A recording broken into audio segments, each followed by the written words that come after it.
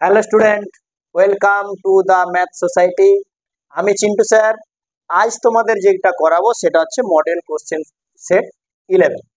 তো আজকে সবাইকে প্রথমে জানাই শুভ বিজয়। তো আবার আজকের দিনে আমার একটা বেশ ভালো লাগলো যে তোমাদের সাপোর্টে আজকে আমার 500 সাবস্ক্রাইবার পূরণ হয়েছে। অসংখ্য ধন্যবাদ সকলকে এইভাবে পাশে থাকার জন্য। তো এইভাবে একটু পাশে থেকো, তাহলে আমাদের পথটা আর একটু দীর্ঘায়িত করা যাবে। ঠিক আছে? তো আজকে আমরা যেটা করাবো, এর আগের দিনে আমরা ত্রিকোণমিতির বেশ কিছু ইম্পর্টেন্ট অঙ্ক করেছিলাম, তোমরা আগের ভিডিওতে দেখতে পাবে। আবার কিছু কোশ্চেন আমি রেডি করেছি, হয়তো পরের ভিডিওতে আজকে আমি পার্ট 1টা করাবো, পরের ভিডিওতে হয়তো ইম্পর্টেন্ট কোশ্চেন গুলো ত্রিকোণমিতির তোমরা পাবে। তো আজকে যে জায়গাটা করাবো সেটা হচ্ছে তোমাদের 11 এর পার্ট 1, একদম প্রথম থেকে করাবো। একের দাগ আজকে যেটা পার্ট 1, তার মানে তোমরা বুঝতে পারছো আজকে শুরু হবে একের দাগ, 2 এর দাগ এবং 3 এর দাগ, 4 এর দাগ। ব্যাস, অঙ্কগুলো শুরু করা যাক। কি বলেছে? কোন আসল এবং সবৃদ্ধি মূলের অনুপাত 8:9 হলে সুদের হার কত? তাহলে ধরে নি যে মনে করি আসল তাহলে 8x ধরে নিচ্ছি, মনে করি আসল 8x টাকা, আর হচ্ছে সুদাসল যেটা হচ্ছে সবৃদ্ধি মূল যেটা সুদাসল সেটা হচ্ছে আমি ধরে নিচ্ছি 9x টাকা, যেহেতু 8:9 অনুপাতে আছে। তাহলে এখান থেকে তাহলে সুদটা কত? সুদটা আমাদের হয়ে গেল 9x মাইনাস 8x সমান x টাকা। আচ্ছা, কোন বলছে বার্ষিক সুদের হার কত? তাহলে সময় আমাদের কত হয়ে গেল? সময় আমাদের হয়ে গেল 1 বছর। ব্যাস, কি চেয়েছে? তাহলে অতএব সুদের হার সমান কত? 100 ইন্টু আই এর মান x বাই পি এর মান কত? 8x ইন্টু টি এর মান কত? x এ কেটে গেল, 4 2 8 4 25 100, তাহলে 25/2 মানে 12.112%। যে অপশনটা আমাদের আছে 12.1, क्या हो गया बाबू भैया? আচ্ছা 12.5 আছে, তো আমি তো 12.1 দেখছি, 12.5 আছে অ্যান্সার। তাহলে অপশন ডি দেবসেনা হয়ে যাবে সঠিক অ্যান্সার। এবার চলে যাচ্ছি আমি 2 এর দাগ। দেখো 2 এর দাগের কি বলেছে? একটা সমাধান বলেছে, সমীকরণের সমাধান কি হবে? তাহলে 1/x minus 1/x into x minus 3 equal to 0। দেখো এই কোশ্চেনটা আমরা প্রথম কথা যেটা করব সেটা হচ্ছে আমরা লসাগু করব। লসাগুটা আমরা একটু দেখে নিই কত বেরোবে। লসাগুটা বেরোবে x into x minus 3 equal to 0। এবার দেখা যাক, আমরা যদি একটু গুণ করি তাহলে এটা দেখো যদি পুরোটা যায় তার মানে x আছে, তার মানে এখানে কি হবে? x মাইনাস 3 হবে, মাইনাস 1 হবে। দেখো আর এটা 0 এর সাথে গুণ হয়ে 0 হয়ে গেল, তার মানে x minus 4 equal to 0। x সমান চলে আসবে 4। অনেকে এটা ভুল করে, কোথায় ভুল করে জানো? ও সব আমি জানি, কোনো অসুবিধা নেই। এখানে যেহেতু x স্কয়ার টার্ম আসছে তাহলে বীজ তো দুটো বেরাবেই, তাহলে অপশনে একটাই শুধুমাত্র দুটো বীজের দেওয়া আছে অপশন এ, তখন অপশন এটা রাইট করে দিয়ে চলেছে না, পুরো অঙ্কটা করবে এরকম দেখে হয় না। ঠিক আছে? দেখে ভাবলে যে হয়তো দ্বিঘাত সমীকরণ তো দুটো বীজ মাস্ট বেরোবে, না বাবা, ক্যালকুলেশন করে দেখবে। দেখো x এর মান কিন্তু এখানে শুধু 4 বেরালো। ঠিক আছে? তাহলে অপশন আমাদের কি চলে আসবে? অপশন চলে আসবে সি, কাটাপ্পা হয়ে যাবে আমাদের সঠিক অ্যান্সার 4 হবে শুধু। হ্যাঁ, ও অপশন ডিও তো দুটো অপশন ছিল। এবার দেখো আমরা করাবো 3 এর দাগটা। এবার আমরা যেটা করাবো সেটা হচ্ছে 3 এর দাগ। 3 এর দাগটা কি বলছে? ও কেন্দ্রবৃত্তের এবি একটা ব্যাস, একদম 3 এর দাগটা সোজা কোশ্চেন দিয়েছে। ও একটা কেন্দ্রীয় বৃত্ত, ও কেন্দ্রীয় বৃত্তের কি বলেছে? ও কেন্দ্রীয় বৃত্তের এবি দেখো ব্যাস বলেছে। দেখো ও কেন্দ্রীয় বৃত্তের এবি দেখো ব্যাস বলেছে। বৃত্তের ওপরে একটা বিন্দু, কোথাও না কোথাও একটা বিন্দু মনে করো পি অবস্থান করছে। আচ্ছা ঠিক আছে, এবি এর উপর এন লম্ব, এটা দেখো আমাদের একটা উপপাদ্য ছিল, এটা উপপাদ্য বলবো না, প্রয়োগ বলবো, ঠিক ছিল না? এখানে নাম দিয়েছে ওরা এন, ও কেন্দ্রীয় বৃত্ত। আচ্ছা একটা উপপাদ্য ছিল না, পি বি স্কয়ার সমান এবি ইন্টু বিএন, ছিল না? মানে আমরা যদি বলি এই যে পি বি স্কয়ার সমান এবি ইন্টু বিএন ছিল না, এবি ইন্টু তার নিজের দিকে একটা বিএন, এখানে ওই ইকুয়েশনটাই লাগবে। এখানে পিবির মান কত দিয়ে আছে? পিবির মান দিয়ে আছে 6 সেমি। বিএন কত দিয়ে আছে? বিএন দিয়ে আছে 4 সেমি। বিএন দিয়ে আছে 4 সেমি। কার মান চেয়েছে? এবির মান আমাদের জিজ্ঞাসা করেছে, এবির মান জিজ্ঞাসা। তার মানে এখানে ওই সূত্রটাই ফেলে দাও, পি বি স্কয়ার সমান এবি ইন্টু বিএন। আমরা জানি কি জানি? পি বি স্কয়ার সমান এবি ইন্টু বিএন। আচ্ছা কার মান চেয়েছে? এবির মান চেয়েছে। তাহলে এবি সমান কত? পি বি স্কয়ার মানে 6 ইন্টু 6 বাই কত? বিএন এর মান 4, তাহলে 36/4, 4 9 36। তার মানে এবি সমান আমার যে ইকুয়েশনটা চলে আসবে, এবি সমান আসবে আমাদের 9।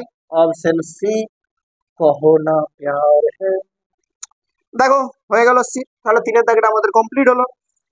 এবার আমরা করব 4-এর দাগ। 3-এর দাগটা হয়ে গেল, এবার আমরা যেটা করব সেটা হচ্ছে 4-এর দাগ। কি বলেছে দেখা যাক। অর্ধবৃত্তের পরিধির কেন্দ্রে যে কোন কেন্দ্রে যেটা করে, অর্ধবৃত্তের কেন্দ্র 180 ডিগ্রি করে। 180 ডিগ্রি মানে কত হবে? পাই হবে। অপশন এ হবে, আমি আর করাচ্ছি না, 4-এর দাগেরটা অপশন এ হবে। 4-এর দাগেরটা অপশন এ হবে, পাই রেডিয়ান।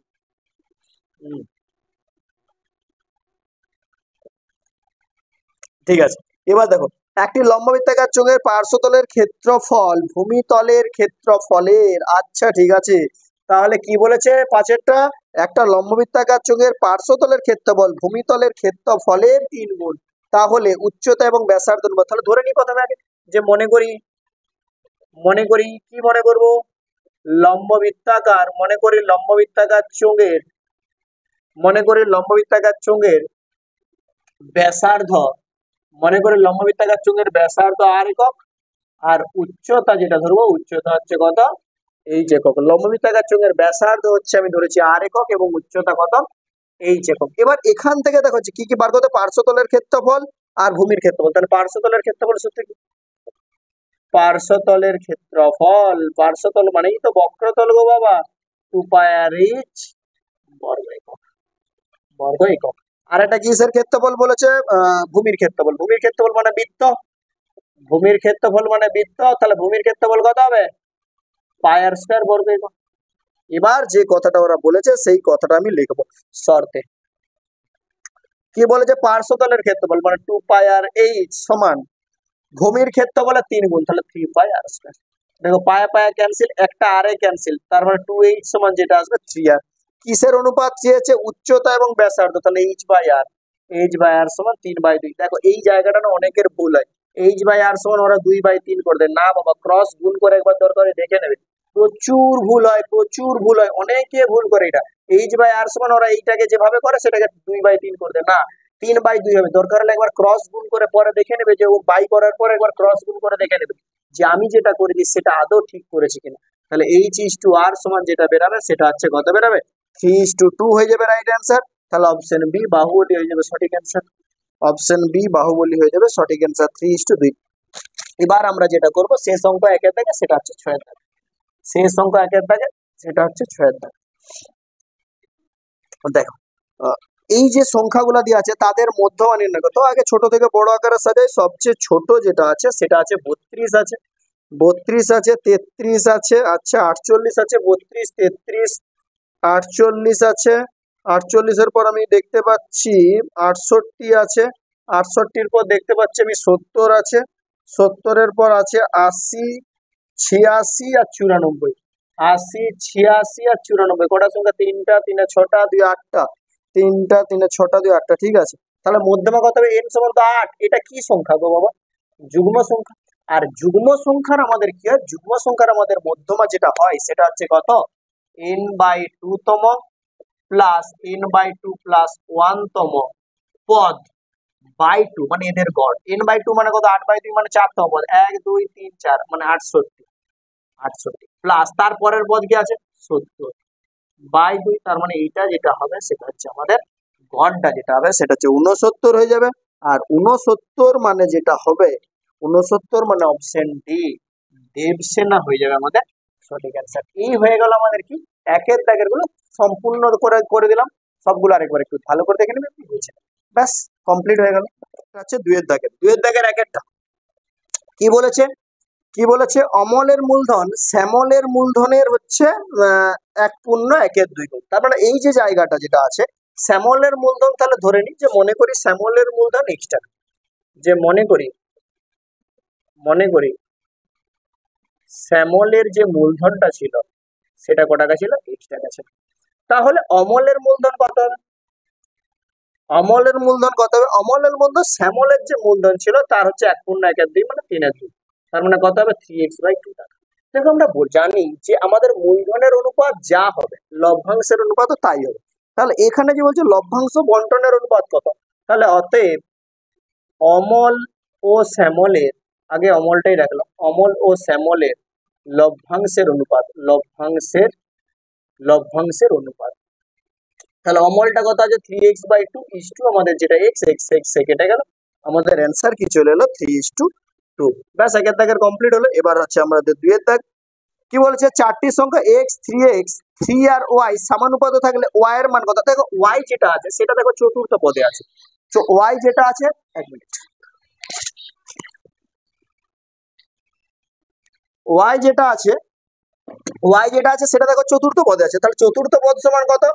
দ্বিতীয় গণিত তৃতীয়, দ্বিতীয়টা কত হচ্ছে 3x, তৃতীয়টা কত হচ্ছে 3 বাই প্রথম, বাই কত হচ্ছে x x x কেটে গেল, তার মানে 3 3 কত হলো 9। ঠিক আছে, এটা আমরা 7 এ শিখেছিলাম যে প্রথম পদ গণিত চতুর্থ পদ যা হবে দ্বিতীয় পদ গণিত তৃতীয় পদ তাই হবে। ব্যাস এই হচ্ছে ব্যাপার। তার মানে আমাদের এইখানে যেটা চলে এলো y এর মান চলে এলো 9। এবার আমরা যেটা করবো সেটা হচ্ছে 3 এর দাগ। স্থূলকোণী ত্রিভুজের পরিকেন্দ্র ত্রিভুজের কোথায় অবস্থিত? দেখো স্থূলকোণী ত্রিভুজের পরিকেন্দ্র হচ্ছে ত্রিভুজের বাইরে অবস্থিত। দেখো কিছু জিনিস বলি, এটা আগে লিখে দিই তারপরে বলছি। বাইরে অবস্থিত তিনটা তো ত্রিভুজ হয়, একটা সূক্ষ্মকোণী ত্রিভুজ, সূক্ষ্মকোণী ত্রিভুজ যাদের তিনটা কোণের মানই হচ্ছে 90 ডিগ্রি থেকে ছোট। সূক্ষ্মকোণী ত্রিভুজের হচ্ছে আমাদের পরিকেন্দ্রটা আমাদের কোথায় অবস্থান করবে? আমাদের ভেতরে অবস্থান করবে, ত্রিভুজের ভেতরে, ত্রিভুজের ভেতরে। আর সমকোণী যে ত্রিভুজটা তোমরা জানো যে সমকোণী ত্রিভুজের যদি পরিবৃত্ত অঙ্কন করি আমাদের পরিবৃত্তটা কোথায় অবস্থান করে? অতিভুজের উপর, অতিভুজের উপর। আবার এটাও তোমাদেরকে জানতে হবে যে এই অতিভুজটাকে একদম অর্ধেক, অতিভুজটা ব্যাস মনে রাখবে, আর ব্যাসার্ধটা অতিভুজের অর্ধেক। আর যদি স্থূলকোণী হয়, যদি স্থূলকোণী ত্রিভুজ হয় তার মানে আমাদের কোথায় অবস্থান করে? ত্রিভুজের বাইরে অবস্থান করে। কোথায় অবস্থান করে? ত্রিভুজের বাইরে অবস্থান করে। তাহলে এই যে আমাদের অঙ্কটা সেটা হচ্ছে স্থূলকোণী ত্রিভুজের ক্ষেত্রে। তাহলে স্থূলকোণী ত্রিভুজের কোথায় অবস্থান করবে? ত্রিভুজের বাইরে অবস্থান করবে। ব্যাস হয়ে গেল 3 এর দাগ। এবার আমরা যেগুলো করাবো সেটা হচ্ছে 4 এর দাগের তুলে নেবে এগুলো ভালো করে। হ্যাঁ, এবার 4 এর দাগ। 4 এর দাগটা কি বলেছে দেখা যাক। 4 এর দাগটা বলছে sin থিটা সমান x এবং sec থিটা সমান 1/1। আরে বাবা, এটা তো অঙ্কটা এত সোজা অঙ্ক তোমাদের দেওয়া উচিত হয়। সাইন থিটা সমান এক্স, সাইন থিটা সমান এক্স আর সেক থিটা সমান 1/y। তার মানে সেক থিটা যদি 1/y হয় তার মানে আমরা বুঝে যাচ্ছি যে y সমান cos থিটা, কারণ এই সেক থিটার মানে তো 1/cos থিটা, একে ধরে দিলেই তো আমাদের y এর মান পাবো। তাহলে অতএব এক্স স্কোয়ার প্লাস ওয়াই স্কোয়ারের যেটা মান চেয়েছে তার মানে ultimate sine square theta plus cos square theta, এর যে ভ্যালুটা সেটা হবে কে এক, আমাদের এর যে ভ্যালুটা কত আসবে? 1 আসবে। একটা নিরেট অর্ধগোলক, তারপর 5 দাগের কোশ্চেন, এটা নিরেট অর্ধগোলক এবং নিরেট লম্ববৃত্তাকার শঙ্কুর ভূমিতলের ব্যাসের দৈর্ঘ্য সমান এবং উচ্চতাও সমান হলে তাদের আয়তনের অনুপাত কত? দেখো ভালো করে দেখো যে এই অর্ধগোলকের ক্ষেত্রে, অর্ধগোলকের ক্ষেত্রে আর কে বলেছে আমাদের যেটা বলছে অর্ধগোলক এবং নিরেট শঙ্কুর ব্যাসের দৈর্ঘ্য সমান এবং উচ্চতাও সমান। ঠিক আছে, তাহলে ধরে নি যে মনে করি অর্ধগোলকটির ব্যাসার্ধ আর একক, আর আর একটা কে ছিল? শঙ্কু ছিল। আচ্ছা, অর্ধগোলকের ব্যাসার্ধ যদি আর হয় তার মানে আলটিমেট উচ্চতাও হচ্ছে আর, এটা মনে রাখতে হবে। ব্যাসার্ধও যদি আর হয়, দেখো অর্ধগোলকের তো এইটা ব্যাসার্ধ যদি আর হয় তার মানে উচ্চতাও আমাদের কি হবে? আর হবে, এটা মনে রাখবে কিন্তু। আচ্ছা, আর কি বলেছে? শঙ্কুরটা ধরে নি, শঙ্কুর উচ্চতা ধরে নি, কারণ ব্যাসার্ধ তো একই, উচ্চতা হচ্ছে এই যে। তাহলে এবার কি বলেছে? তাদের আয়তনের অনুপাত। তাহলে অর্ধগোলকের আয়তন কত? অর্ধগোলকের আয়তন কত? অর্ধগোলকের আয়তন আমাদের যেটা হবে 2/3 পাই আর কিউব ঘন। শঙ্কুর আয়তন কত? শঙ্কুর আয়তন হচ্ছে 1/3 পাই আর স্কয়ার এইচ ঘন। আচ্ছা, এবার একটা জিনিস তোমরা দেখো, এই অর্ধগোলকের ক্ষেত্রে তো উচ্চতা আর ব্যাসার্ধ তো সমান, তার মানে এই যে যেটা আর কিউব আছে এটাকে আমরা লিখতে পারি এইচ কিউব। আবার এর ক্ষেত্রেও আমাদের যেটা আসবে আর সমান এইচ, বা এখানে যদি এইচ সমান আর করে দিই আমরা 1/3 পাই কত চলে আসে? আর কিউব ঘন একক হবে। কেন হবে? যেহেতু আর সমান আমাদের কি বলেছে? ব্যাসের দৈর্ঘ্য এবং উচ্চতা হচ্ছে আমাদের সমান, তার মানে আমাদের এইচ সমান কি চলে আসবে? আর চলে আসবে। ঠিক আছে, এরপরে আমরা যখন অনুপাতটা করব তাহলে কত হবে? অতএব অর্ধগোলক এবং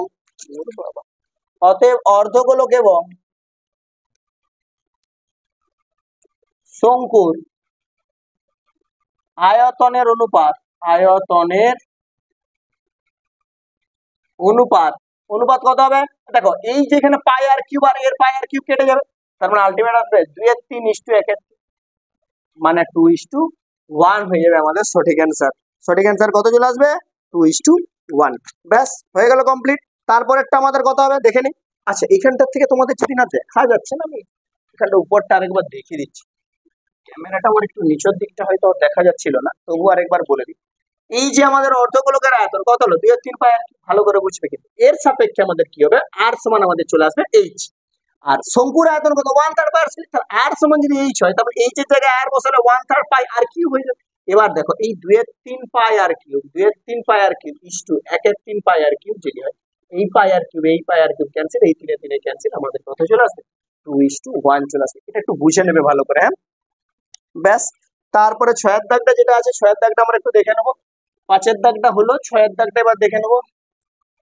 6 এর দাগটা কি বলেছে যে যদি y সমান আমাদের যেটা বলেছে y সমান 3x + 5, y সমান আমাদের যেটা বলেছে 3x + 5, ঠিক আছে। এবার যেটা বলেছে যে x এর সংখ্যাগুরু মান 15 হলে y এর সংখ্যা, দেখো সংখ্যাগুরু কথার অর্থ কি যেটার পরিসংখ্যা বেশি থাকে, সংখ্যাগুরু কথার অর্থ হচ্ছে যেটার পরিসংখ্যা বেশি। তো x এর পরিসংখ্যা আমাদের যেহেতু সংখ্যাগুরু মান 15, তাহলে x এর মান 15, x এর সংখ্যাগুরু মান যদি 15 হয় তাহলে x এর মান 15 সর্বাধিক পরিমাণে আছে। তাহলে y সমান তাহলে কত হবে x সমান, এখানে এটা লিখে দেবো, x সমান 15 হলে, x সমান 15 হলে y সমান কত হবে 3 × 15, প্লাস ছিল না মাইনাস ছিল গো, মাইনাস ছিল, তাই তাহলে 3 × 15 45 - 5 আমাদের চলে আসবে কত, আমাদের চলে আসবে অ্যান্সার হচ্ছে 40। এই জায়গাটা একটু ভালো করে বুঝে নেবে, কারণ x এর মান 15 কেন হলো, কারণ x এর সংখ্যাগুরু মান 15, সর্বাধিক পরিমাণে যেটা পরিসংখ্যা আছে সেটা হচ্ছে আমাদের 15। তাহলে x সমান 15 হলে y সমান কত 3 × 15 - 5, 3 × 15 45 - 5 40 হয়ে যাবে সঠিক অ্যান্সার। ব্যাস 2 এর দাগের অঙ্কগুলো কমপ্লিট হলো। এরপরে আমরা চলে যাব 3 এর দাগের ম্যাথ। এবার যেটা হবে সেটা হচ্ছে আমাদের 3 এর দাগের এক সত্য মিথ্যা গুলো হবে। কি আছে, সুদের পর্ব 6 মাসের পরিবর্তে 1 বছর হলে চক্রবৃদ্ধি সুদের হার বৃদ্ধি পায়। আচ্ছা বৃদ্ধি পায় না হ্রাস পায় আমরা একটু দেখবো এক একটা। দেখো 6 মাসের পরিবর্তে 1 বছর যদি হয় চক্রবৃদ্ধি সুদের হার যেটা কিন্তু আমাদের হ্রাস পাবে। এবার প্রশ্ন এটা কোন পরিপ্রেক্ষিতে অঙ্কটা দিয়েছি তোমাকে বলি। যদি সুদের পর্ব, তুমি একটা একটা আমাকে আগে একটা কথা বলো যে তোমাদের যদি 1 বছরের চক্রবৃদ্ধি অপেক্ষায় 2 বছরের চক্রবৃদ্ধি বেশি হবে যদি আমাদের বার্ষিক হারে বার করি, কিন্তু পর্ব যদি 6 মাস হয় এটার আমি যখন সুদ বার করবো তখন দুবার হবে। দেখো 6 মাস অন্তর একবার হবে, মনে করো জানুয়ারি থেকে যদি হয় তাহলে জানুয়ারি ফেব্রুয়ারি মার্চ এপ্রিল মে জুনে একবার হবে, আর বাকিটা একবার, মানে দুবার আমাদের সুদ ক্যালকুলেট হবে। তাহলে দুবার যেহেতু সুদ ক্যালকুলেট হবে চক্রবৃদ্ধি সুদের ক্ষেত্রে, তার মানে নিশ্চয়ই বেশি হবে। আর যদি ওটাতেই পুরোটা যদি বছরে একবার হয় তার মানে কি হবে আমাদের সুদের পরিমাণ কি তুলনামূলক কমে যাবে। তাহলে 6 মাসের পরিবর্তে যদি 1 বছর হয় তখন আমাদের কি হবে যে সুদের যে মানটা সেটা কিন্তু আমাদের হ্রাস পাবে। 6 মাস যদি, ভালো করে বুঝো কিন্তু অঙ্কটা কিন্তু বেশ ঘুরেছে, 6 মাস যদি হয় তাহলে বছরে আমি দুবার সুদ নির্ণয়, প্রথমে একবার 6 মাস অন্তর একবার সুদ নির্ণয়, যে সুদটা আসলের সাথে যুক্ত হয়ে যাবে তখন ওই সুদ আসলটা আরেকবার সুদ নির্ণয় করা, দেখো দুবার হলো। কিন্তু 1 বছরের ক্ষেত্রে কি ওই একবার ওই আসলটা নিয়েই কিন্তু বছরের শেষে সুদ নির্ণয় করা হবে, ভালো করে বুঝো কিন্তু। যদি 6 মাস অন্তর হয় তখন আমাদেরকে দুবার সুদ নির্ণয় হয়, 6 মাস পরে একবার সুদটা দেখা হবে, ওই সুদটা আসলের সাথে যুক্ত হয়ে যাবে, পরে আর একবার আমাদের কি হবে সুদ নির্ণয় করা হবে। দুবার আমি স্কোপ পাচ্ছি। এবং যদি 1 বছর হয় বার্ষিক হয় তো আমি একবারই চক্রবৃদ্ধি করার স্কোপ পাবো, তখন বৃদ্ধি কিন্তু পাবে না, আমাদের এক একটা হচ্ছে হ্রাস পাবে, যেটা হচ্ছে আমাদের কি হয়ে যাবে মিথ্যা হয়ে যাবে। প্রথমেরটা কি হয়ে গেল মিথ্যা হয়ে গেল। দুইয়েরটা কি বলেছে দেখা যাক, দুইয়েরটা কি বলেছে x সমান আমাদের একটা মান দিয়েছে, x সমান আমাদের একটা মান দিয়েছে √5 + 2, তাহলে 1/x এর মান আগে বার করি, 1/x সমান কত হবে 1/√5 + 2। দেখো আমি বলেছিলাম যদি যে দুটো সংখ্যা থাকবে তাদের স্কয়ারের বিয়োগফল যদি আমাদের 1 হয়ে যায় তাহলে সেটা পরস্পরের অনুবন্ধী দেবে। দেখো √5 স্কয়ার 5, 2 স্কয়ার 4, 5 বিযুক্ত 4 মানে কত 1, তার মানে এটার অ্যান্সার হবে কত √5 - 2। আচ্ছা x + 1/x তাহলে কত, x + 1/x কত √5 + 2 + √5 - 2, -2 কেটে গেল মানে 2√5। অ্যান্সার কি দিয়েছে x + 1/x তার হোল স্কয়ার, তাহলে x + 1/x তার যদি হোল স্কয়ার করি তাহলে 2√5 তার হোল স্কয়ার, 2 স্কয়ার 4, 4 5 কত চলে আসবে 20। অ্যান্সার ওদের 20 দিয়েছে, তার মানে এই যে জায়গাটা হবে সেটা হচ্ছে সত্য হয়ে গেল। ব্যাস আমাদের 2 এর দাগ কমপ্লিট করে দিলাম। এরপরে যেটা হবে সেটা হচ্ছে 3 এর দাগ। কি বলেছে, একটি বৃত্ত অন্য একটি বৃত্তের ভেতরে অবস্থান করলে তাদের সাধারণ স্পর্শ, কে বলেছে আঁকা সম্ভব নেই বাবা, আঁকা সম্ভব। এর আগেও মনে হচ্ছে এই কোশ্চেনটা পেয়েছিলাম, যদি অন্তঃস্পর্শ করে, দেখো এই অন্তঃস্পর্শ করলে সাধারণ স্পর্শ আঁকা যাচ্ছে। হ্যাঁ যদি এরকম ভিতরে হয় তাহলে হয়তো আঁকা সম্ভব নয়, কিন্তু যদি অন্তঃস্পর্শ করে আঁকা সম্ভব, কিন্তু সম্ভব নয় বলেছে, তার মানে আমাদের 3-এর যে কোশ্চেনটা আসবে সেটাও চলে আসবে আমাদের মিথ্যা। ব্যাস 3-এর দাগের অঙ্ক কমপ্লিট করে দিলাম। এবার যেটা হবে সেটা হচ্ছে 4-এর দাগের ম্যাথ। sin 6 থিটা সমান 1, sin 6 থিটা সমান 1, তাহলে আগে থিটার মানটা বার করলি, তাহলে sin 6 থিটা সমান আমাদের কি আসবে sin 90, তাহলে 6 থিটা সমান আমাদের আসবে 90, থিটা সমান কত 90/6, 6 15 90, 15 চলে এলো। তাহলে 3 থিটা কত, 3 থিটা সমান 3 × 15, মানে 3 15 কত চলে এলো 45 চলে এলো।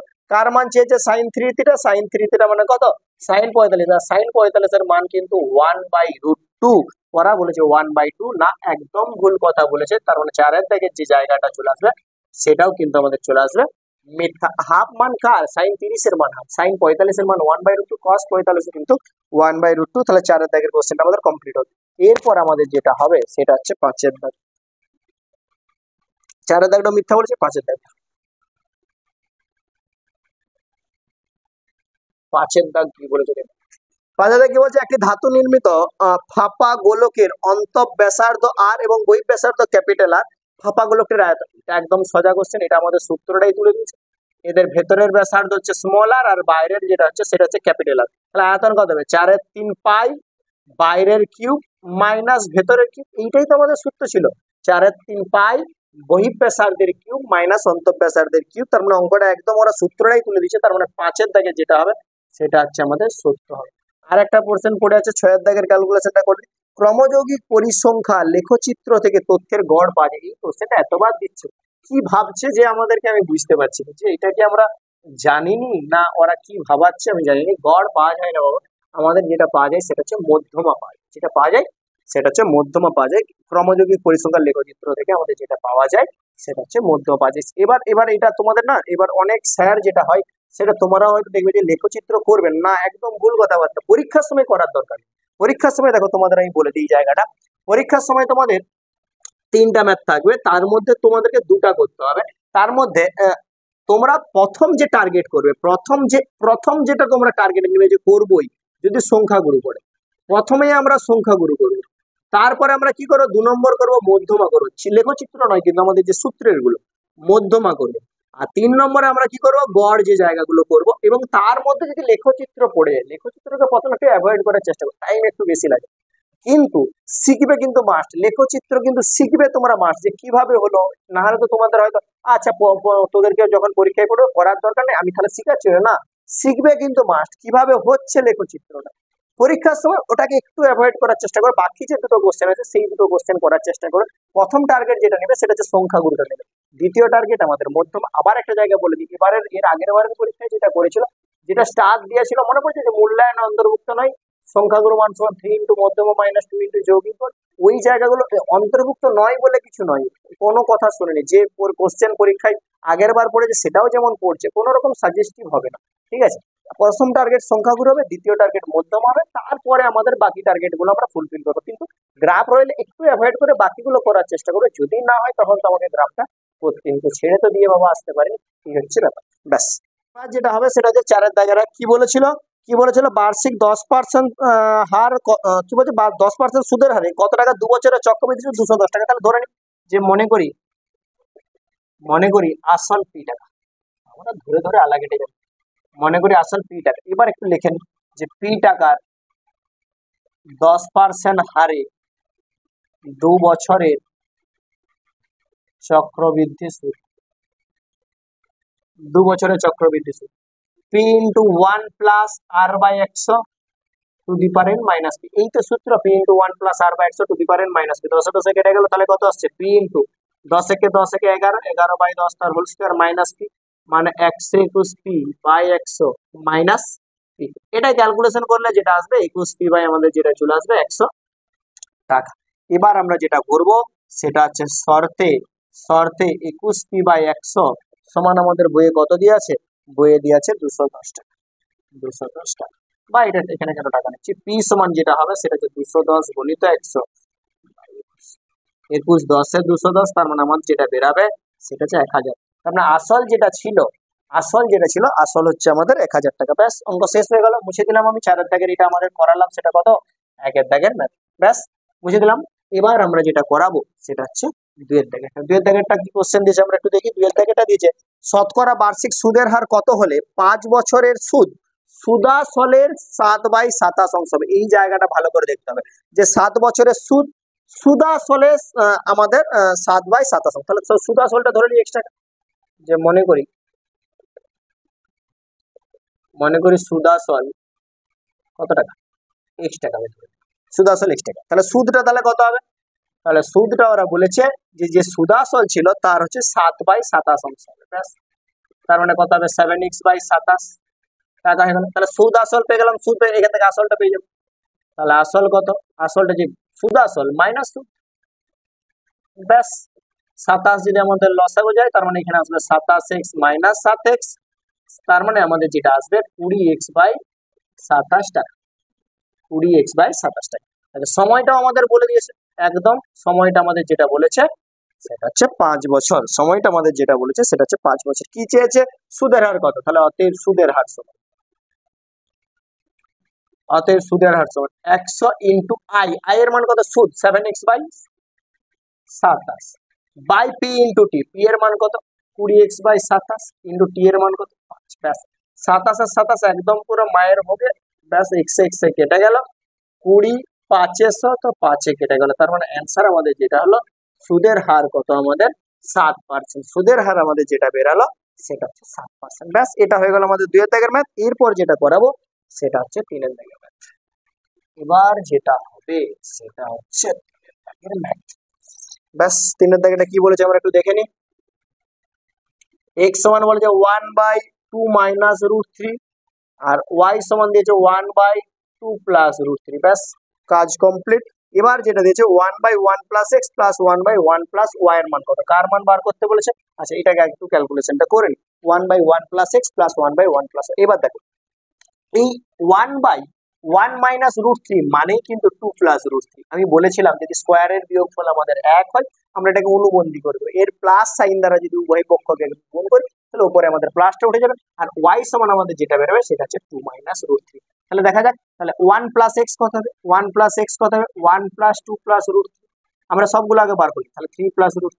এবং আরেকটা যেটা বলেছে সেটা হচ্ছে 1 প্লাস y, তাহলে 1 প্লাস y এর মান কত 1 প্লাস 2 মাইনাস √3, মানে আমাদের যেটা বেরোবে 3 মাইনাস √3। এবার আমাদের বার করতে বলেছে 1/1 প্লাস x, অতএব 1/1 plus x plus 1/1 plus y এর মান বার করতে, তাহলে 1 আমাদের কত আসবে 3 প্লাস √3 চলে আসবে, প্লাস 1 যেটা আসবে 3 মাইনাস √3 চলে আসবে। এবার আমাদের লসাগুটা করি, 3 প্লাস √3 এবং হচ্ছে 3 মাইনাস √3, ব্যাস এটা এদিকে আসবে 3 মাইনাস √3 প্লাস যেটা আসবে 3 প্লাস এটা কেটে গেল, তাহলে 3 আর 3 কত হলো 6। এবার এই জায়গাটা একটু স্টেপ জাম্প দিয়ে square minus B square, 3 square 9 আর √3 স্কোয়ার হচ্ছে 3, তাহলে 9 মাইনাস 3 মানে, আচ্ছা একবার লিখে দিই 9 মাইনাস 3, তাহলে 6/6 সমান আমাদের চলে এলো কত 1। ভালো করে বুঝে নেবে এই জায়গাটা, এই যে জায়গাটা খুব ভালো একটা জায়গা, এই যে জায়গাটা খুব এই অঙ্কটা দেখে না আমার একটা অঙ্ক মনে পড়ে গেল, মানে ভালো একটা ম্যাথ। কিরকম এই ম্যাথটা আমি তোমাদেরকে দেখাই, ইম্পর্টেন্ট ম্যাথ এবং একটু আলাদা রকম। তোমরা হয়তো যখন সেকেন্ড সাবমেটিভে পড়েছিলে যে x সমান একটা অঙ্ক মনে পড়ছে, √3/2 হলে, মনে পড়ছে অঙ্কটা, x সমান √3/2 হলে 1/x বা x সমান এটা হলে 1/1 বা এরকম ছিল হয়তো √1 প্লাস x, এইরকম এর মান নির্ণয় করো, 1/√1 প্লাস x এর মান নির্ণয় করো, কিংবা অনেক জায়গায় হয়তো দিয়েছে √1 প্লাস x এর মান নির্ণয় করো, যেটাই দুটো না কেন এই জায়গাটা না খুব ইম্পর্টেন্ট। বা √1 plus x plus √1 minus x এইরকমও দিতে পারে, যে √1 প্লাস x মাইনাস √1 মাইনাস, এইরকম মনে হচ্ছে ছিল অঙ্কটা, এটার মান নির্ণয় করো, খুব ভালো একটা টাইপ এটা। এটাকে কিভাবে করবে জানো তো, যখন 1 প্লাস x করবে, যখন 1 প্লাস x করবে তখন 2 প্লাস √3/2 হবে, কিন্তু এর একটা ব্যাপার কি জানো তো, এর একটা ব্যাপার কি জানো তো, এই উভয় পক্ষকে না 2 দ্বারা না গুণ করলে অঙ্কটা আসবে। খুব ইম্পর্টেন্ট একটা জায়গা মনে রাখবে, এই অঙ্কটাকে উভয় পক্ষকে 2 দ্বারা গুণ না করলে তুমি নিয়ে আসতে পারবে না। এবার প্রশ্ন, স্যার কেন আমরা 2 দ্বারা গুণ করবো, দেখো 2 দ্বারা কেন গুণ করে বলছি, তাহলে 2 দুগুণে 4 প্লাস 2 √3/4, এই 4টাকে একটু স্টাইল মারবো, যে স্টাইলটাই নতুন পূজায় বেরিয়েছে, √3 তার whole square plus 2 into √3 into 1 plus 1 তার হোল স্কয়ার। দেখো না √3 স্কয়ার 3 আর 1 4 আর 2 √3 বেড়ে গেল বা এখান থেকে কত হলো 4। এবার দেখো এই যে জায়গাটা √3 প্লাস 1 তার হোল স্কয়ার/4, এবার দেখো যদি তুমি রুট করো এইখানেই খেলাটা জমে গেছে, দেখো √3 প্লাস 1 তার হোল স্কয়ার/4, দেখো কত সুন্দর ভাবে বেরিয়ে গেল না √3 প্লাস 1/2। এবার তোমাদেরকে যদি বলি এইটাকে তুমি রুট করো, কিভাবে রুট করবে? Root over 2 plus root 3 by 2 হয়ে যাবে, কোনো মতে রুট থেকে বাইরে বার করতে পারবে না। তাই খুব ভালো করে এটাও মনে রাখবে, এটাও একটা বাইরের কোশ্চেন। যখন আমি বাইরের ম্যাথ আমি করণীয় নিয়ে আসবো তখন থেকে এই ম্যাথটা আমি মাস্ট রাখবো, খুব ইম্পর্টেন্ট একটা ম্যাথ। ব্যাস ওই অঙ্কটা আমি কমপ্লিট করবো, এই অঙ্কটা যখন একটু দেখে নেবে যাতে মনে থাকে, পরে যখন আমি এই টাইপের অঙ্কগুলো যখন করণীর জন্য নিয়ে আসবো তখন হচ্ছে এই ম্যাথটা আমি অতি অবশ্যই রাখবো, কারণ গুরুত্বপূর্ণ ম্যাথের মধ্যে এই ম্যাথটা একদম আগে থাকছে। ব্যাস এবার আমরা যেটা করাবো সেটা হচ্ছে 4 দাগ। কি বলেছে? এক্স ভেরিজিয়াস ওয়াই, ভালো হয়েছে এক্স ভেরিজিয়াস ওয়াই বলে দিচ্ছি। আর একটা জিনিস যেটা বলেছে জেড ভেরিজিয়াস ওয়াই, আর একটা জিনিস যেটা বলেছে জেড ভেরিজিয়াস ওয়াই। আমাকে যেটা দেখাতে হবে এক্স ভেরিজিয়াস জেড। দুনিয়ার এই অঙ্কটা যদি এক্স ভেরিজিয়াস জেড থাকে তাহলে ওয়াই কে দুনিয়া থেকে হাঁটাতে হবে। তো ঠিক আছে, জেড ভেরিজিয়াস ওয়াই মানে তো ওয়াই ভেরিজিয়াস জেড, তো কোনো অসুবিধা নেই। এইখানটা থেকে আমি ধরতে পারি এক্স সমান কে ওয়াই, আর এখানটাকে ধরতে পারি ওয়াই সমান কে ওয়ান জেড। ব্যাকেটে তোমাদের লিখতে মন যায় লিখবে, না লিখতে মন যায় না লিখবে, কিন্তু মাস্টার কিন্তু লিখলেই নাম্বার দেবে। তোমার এবার ইচ্ছা কি করে কি লিখবে তোমরা নিজেরা জানো। কে এবং কে ওয়ান অশূন্য ভেদ দেবো। এবার এই মানটা যদি আমি এখানে পুট করি তাহলে এক্স সমান কে ইন্টু ওয়াই এর মান কত? কে ওয়ান জেড। এবার দেখো দুনিয়ায় কে আর কে ওয়ান এগুলা কি কনস্ট্যান্ট টার্ম?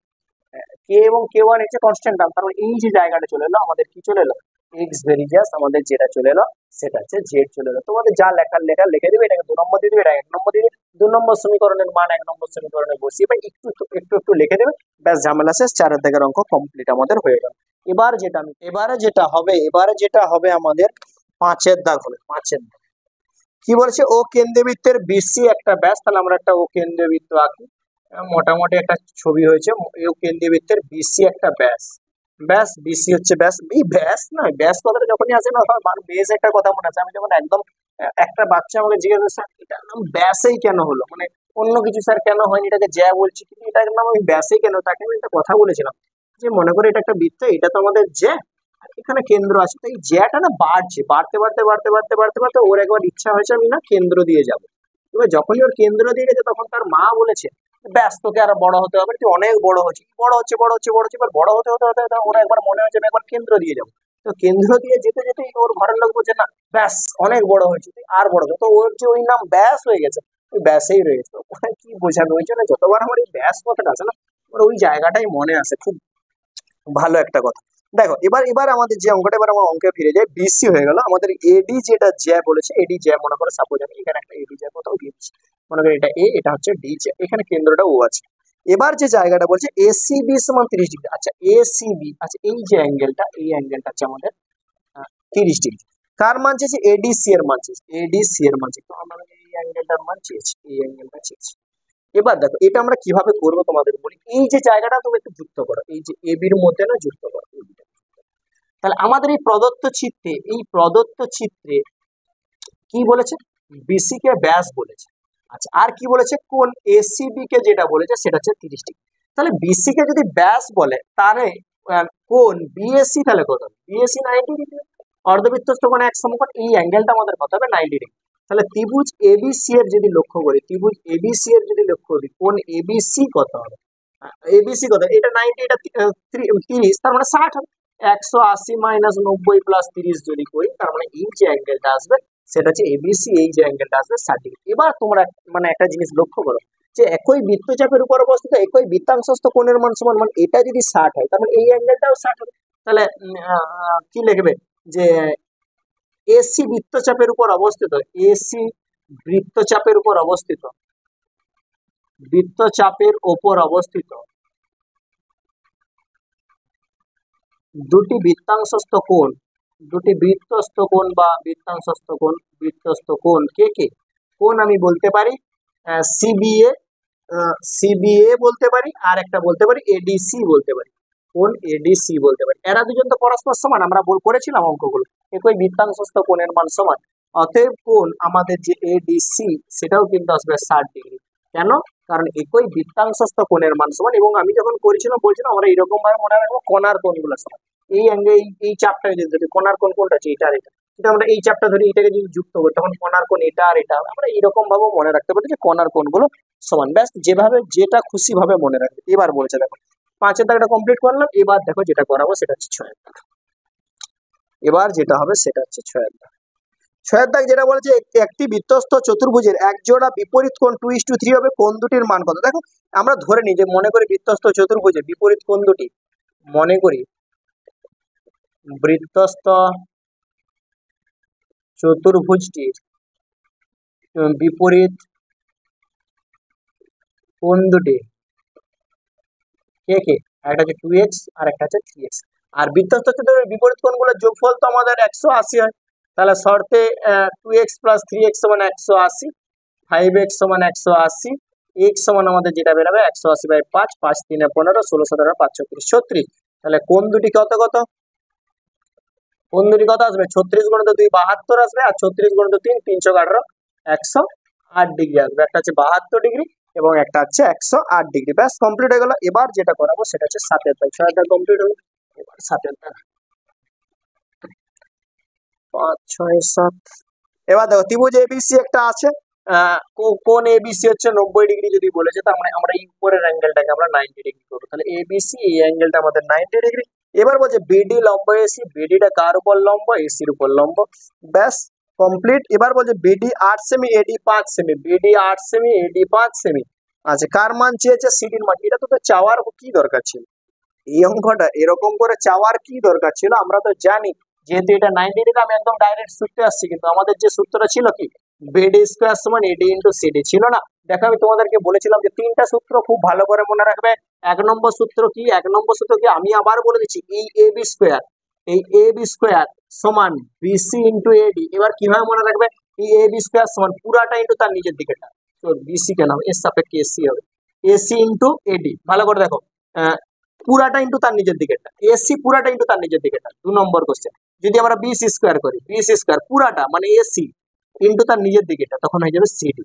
আর একটা সূত্রকে, আর একটা সূত্র হচ্ছে বিডি স্কয়ার, এই ছবির সাপেক্ষে বিডি স্কয়ার সমান এডি ইনটু সিডি। বইয়ে তো আর একটু আলাদা নাম ছিল, এখানে এ ছিল, এখানে বি ছিল, এখানে সি ছিল। কিন্তু তোমরা একটু মনে রাখার চেষ্টা করো, আইসেট করলো এদিকেরটা স্কয়ার সমান পুরোটা ইনটু তার নিজের দিকেরটা, এদিকেরটা স্কয়ার সমান পুরোটা ইনটু তার নিজের দিকেরটা, এবং এটা স্কয়ার সমান এটা ইনটু এটা। ব্যাস বিডি স্কয়ারের মান কত, বিডির মান হচ্ছে 8 কত 64, এডির মান হচ্ছে 5, সিডি হয়ে যাবে। তাহলে সিডি সমান আমাদের যেটা আসবে 64/5, 5 একে 5 6, 14, 5 দুগুণে 10, 4 14, 5 8 40, মানে কত হবে 12.8 সেমি। একদম পাতি কোশ্চেন দিয়েছে, এটা একদম জটিলের কিছু নেই। এবারে যেটা হবে সেটা হচ্ছে 8 দাগের ম্যাথটা হবে। 8 দাগের ম্যাথ কি বলেছে, 8 দাগের ম্যাথ সাইন সি সমান 2/3, সাইন সি সমান আমাদের আছে 2/3, সাইন সি সমান 2/3, আর cos c into cosec c এর মান কত। আচ্ছা, কার মান চেয়েছে, cos c into cosec c. আচ্ছা, সাইন সি এর মান এখান থেকে কোসেক সিটা তো বার করে নিয়ে নাও একবারে।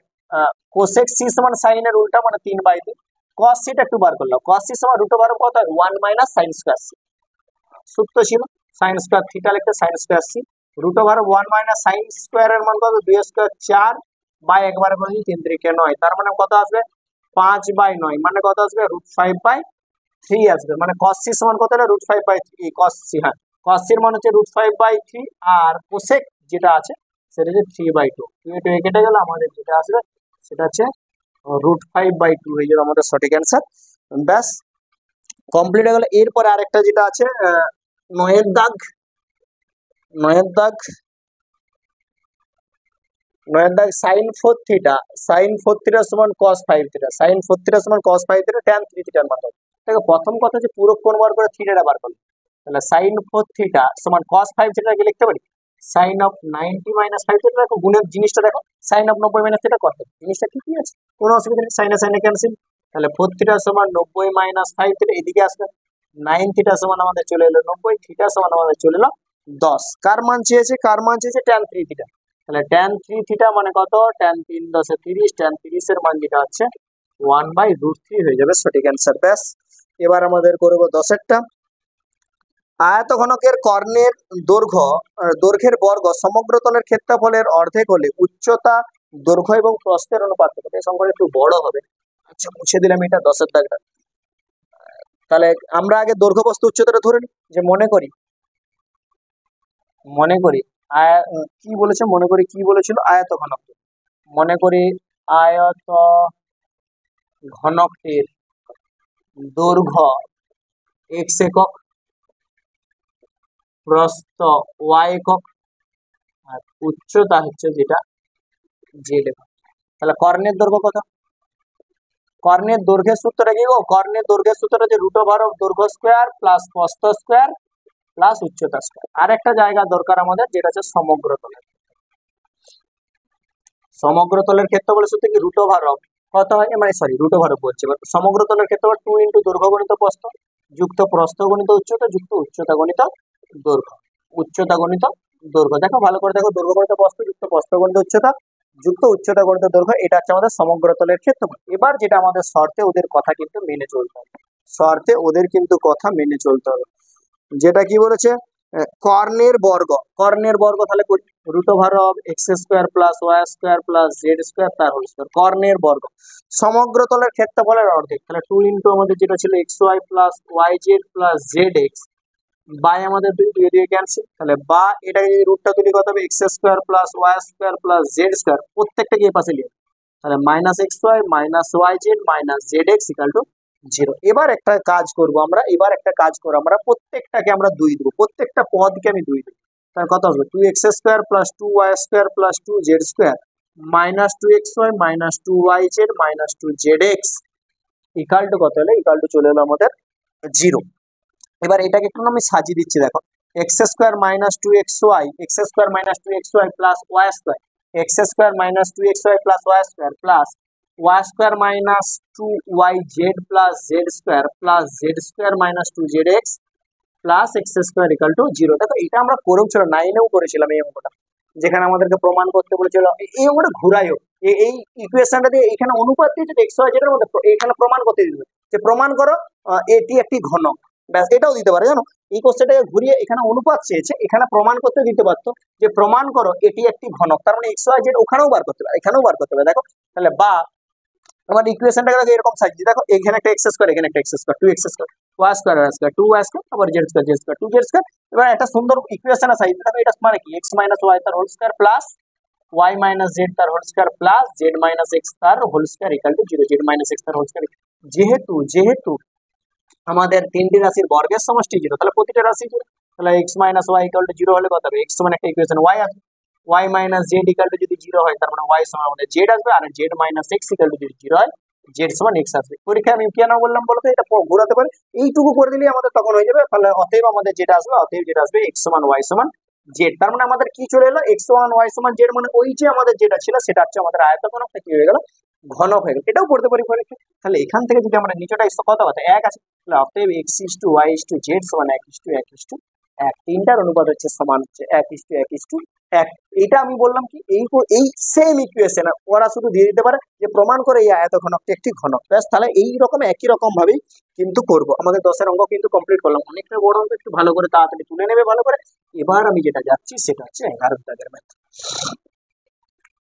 11 দাগের ম্যাথ কি বলেছে, একটি লম্ববৃত্তাকার শঙ্কুর আয়তন দিয়ে আছে, তার লম্ববৃত্তাকার কি বলছে লম্ব উচ্চতা মানে উচ্চতাটা তার ভূমির ব্যাসার্ধের 7 গুণ। ঠিক আছে, তাহলে ধরে যে মনে করি শঙ্কুটির ব্যাসার্ধ, মনে করি শঙ্কুটির ব্যাসার্ধ 8 সেমি, সেমি আর নাকি আছে সেমি আছে। আচ্ছা তাহলে উচ্চতা কত, উচ্চতা তার 7 গুণ মানে 7 আর সেমি, ব্যাস উচ্চতা হয়ে গেল। এবার যেটা বলছে আয়তন, তাহলে অতএব আয়তন কত, আয়তনের সূত্র তো 1/3 পাই আর স্কোয়ার ইন্টু 8 7 আর, তাহলে কত 1/3 পায়ের মান 22 এর 7, তার সাথে রাখি 7, তাহলে 7 এর সাথে ক্যান্সেল এবং তার সাথে থাকছে আর কিউব, ব্যাস। তার মানে এখানটা একটু গুলছিলি 22/3 হচ্ছে আমাদের আর কিউব, যেটা আসবে সেটা হচ্ছে সেমি কিউব, ব্যাস হয়ে গেল কাজ শেষ। এবার যেটা করবো শর্তে কত 22/3 আর কিউব সমান আমাদের যেটা দেওয়া আছে কত দিয়েছে 198 দিয়েছে, তাহলে আর কিউব সমান আমাদের কত হবে 3 গুণিত 198 বাই আমাদের যেটা হবে 22 9 হয়ে যাচ্ছে না, 9 দুগুণ 18 হাতে থেকে 9 দুগুণ 18 19, তাহলে আর কিউব সমান কত 3 9 27, তাহলে আর সমান কত আমাদের 3। দেখো আর সমান যদি আমাদের 3 হয় আর আমাদের অ্যান্সার কি চেয়েছে 3 যোগ উচ্চতা, তাহলে ব্যাসার্ধ কত, তাহলে অতএব ব্যাসার্ধ সমান আমাদের যেটা হচ্ছে ব্যাসার্ধ সমান আমাদের হচ্ছে 3 সেমি, আর উচ্চতা কত 3 7 চলে আসবে 21 সেমি, 7 গুণ বলেছে না উচ্চতা 21 সেমি, তাহলে তির্যক উচ্চতা কত,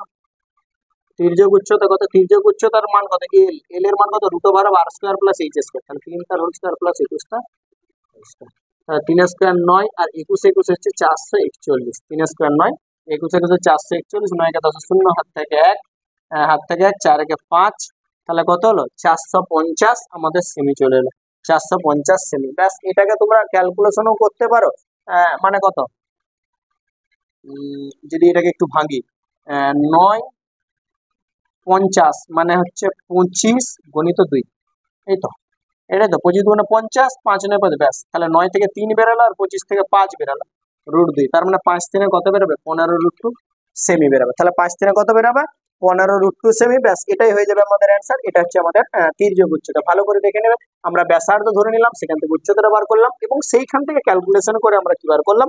এক্স এর মান আকারে বের করে ব্যাসার্ধ উচ্চতা থেকে আমরা বার করলাম তির্যক উচ্চতা। ভালো করে বুঝে নেবে, অঙ্কটা একদমই সোজা আছে, টেনশনের কিছু নেই। এরপর আমরা 12 দাগের অঙ্ক করে আজকে সমাপ্ত করব। 12 দাগের ম্যাথ, 12 দাগের ম্যাথ কি বলেছে? আচ্ছা, দুটা কারখানা বলেছে, তাদের হচ্ছে কি বলেছে? মাসিক গড় বেতন নিম্নরূপ দিয়ে দিয়েছে। আচ্ছা, এইটা না তোমরা নিজেরা করে নেবে, একটু ক্যালকুলেশন করলে হবে। কোন কারখানায় মাসিক বেতন বাবদ খরচ বেশি? তোমরা একটু দেখে নেবে যে দেখো, কারখানা দিয়েছে টি, মাসিক গড় বেতন দিয়েছে 1800, তাহলে শ্রমিক সংখ্যা কত? 125 জন। তাহলে গড় বেতন যদি 1800 হয়, তাহলে মোট বেতন কত? টি কারখানায় মোট বেতন হয়ে যাবে কত? টি কারখানায় মোট বেতন হয়ে যাবে 1800 গুণিত 125, ক্যালকুলেশন করে দেখবে। আর এম কারখানায় মোট বেতন কত হয়ে যাবে? 2100 গুণিত 95, এইটা গুণ করে করে দেখবে, দিয়ে দেখবে কোন আমাদের খরচাটা কার বেশি হচ্ছে, দেখবে টি আর এম এর। এবার কি বলছে? দুটি কারখানায় সমস্ত শ্রমিকদের মাসিক গড় বেতন কত? দেখো দুটি কারখানায় দেখো এখান থেকে তো তোমরা দুটা মোট পাবে, এখানে একটা মোট পাবে, এখানে একটা মোট পাবে, তাহলে এই দুটাই যোগ করে তো একটা মোট পাবে। তোমরা এই দুটাকে যদি যোগ করে একটা মোট পাবে, আর শ্রমিক সংখ্যাগুলোকে আলাদাভাবে যোগ করবে। শ্রমিক সংখ্যা কত কত ছিল? 125 আর 95 আলাদা আলাদা ভাবে যোগ করে দিয়ে কি করবে? এটা দ্বারা ভাগ করবে, বুঝতে পারলে? আমি আবার বলে দিচ্ছি, এই কোশ্চেনটা একটু শুধু যোগ বিয়োগের খেল। কোন কারখানায় মাসিক বেতন বেশি? গড় বেতনের সাথে সংখ্যাগুলো বিয়োগ করলে এ কারখানায় মোট পাবো আর এম কারখানায় মোট পাবো, এদের দুজনের মধ্যে দেখে নেবে কারটা বেশি হচ্ছে। তারপরে কি বলছে? দুটি কারখানায় সমস্ত শ্রমিকদের মাসিক গড় বেতন কত? তার মানে এদের দেখো একটা কাজ করে, 125 জনের 1800 হলে মোট বেতনটা বার করবে, 2100 টাকা করে 95 জনের মোট বেতন দেওয়ার, এই দুটাকে যোগ করে একটা মোট বেতন পাবে, আর শ্রমিকগুলোকে দুজনকে যোগ করে একটা মোট বেতন পাবে, মানে মোট বেতন বলছে মোট শ্রমিক সংখ্যা পাবে। এইটার থেকে ওইটা ইয়ে করে দেবে, ভাগ করে দেবে, দিয়ে দেখবে যেটা পাবে সেটাই হচ্ছে আমাদের এই 12 দাগের যে অঙ্কটা, সেটার অ্যান্সার তোমাদের বেরিয়ে। এটা একটু তোমরা নিজেরা করে নেবে, এইটা একটু তোমাদেরকে বলে দিলাম, এটা তোমরা একটু নিজেরা করে নেবে। তাহলে এই হয়ে গেল আজকে পুরো 11 নম্বরের পার্ট 1। আস্তে আস্তে পার্ট বাই পার্ট একটু বুঝবে, কেমন লাগলে একটু জানাবে, একটু বন্ধুদের মধ্যে শেয়ার করে দিও।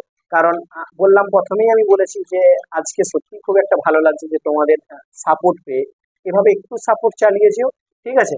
চলো তাহলে আজ তাহলে এই পর্যন্তই, আবার সবাইকে শুভ বিজয়, চলো টাটা।